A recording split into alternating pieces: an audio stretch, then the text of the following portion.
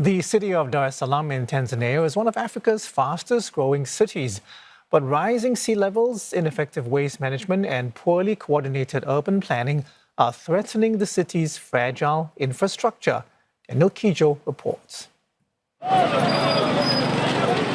Dar es Salaam's rapid growth has brought both opportunities and challenges. The city's booming economy draws people to the commercial hub, but its infrastructure has struggled to keep pace with its rapidly expanding population. This has exposed the city's poor urban planning and its inability to defend itself against the effects of climate change. Abdallah Mdepe knows firsthand what these effects are.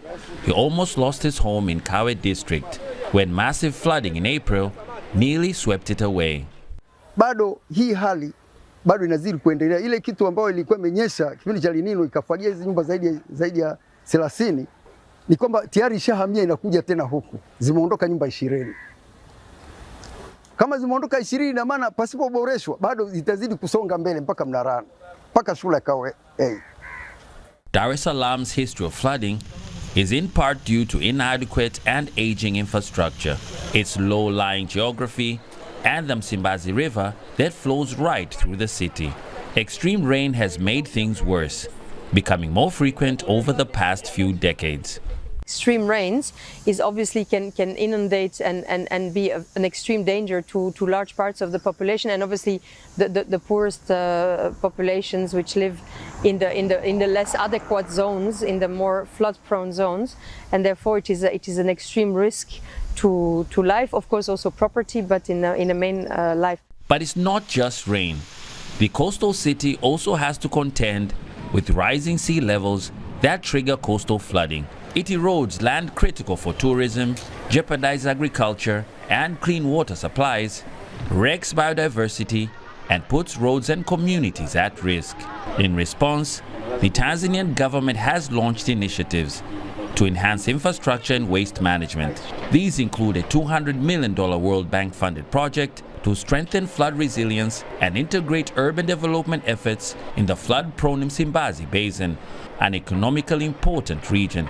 There are also plans to upgrade waste disposal sites and build sewage water projects in parts of Dar es Salaam, where the United Nations says the population could hit megacity size of 10 million people by 2030, in about 5 years. Once designed for 300,000 people back in the colonial days, this city now houses over 6 million, facing severe infrastructure strain.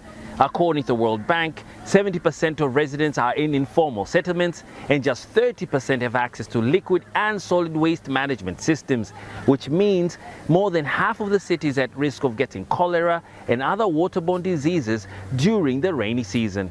Poor waste disposal practices and the lack of adequate liquid and solid waste management have highlighted the need for both government and community to collaborate on solutions. It's also put increasing pressure on decision makers to adopt sustainable urban planning and employ robust environmental management. Kipindi cha mvua ndio watu wengi wanatumia kuvi discharge, mwaga yale mkuseli maji ya vyoo kama vile kuvisafisha. Sasa kiafya ni ngumu, kwa hiyo lazima kuwe na proper planning ya kuhakikisha kwamba huduma muhimu kama hii inakuwepo ili kulinda afya za watu na mazingira kwa ujumla.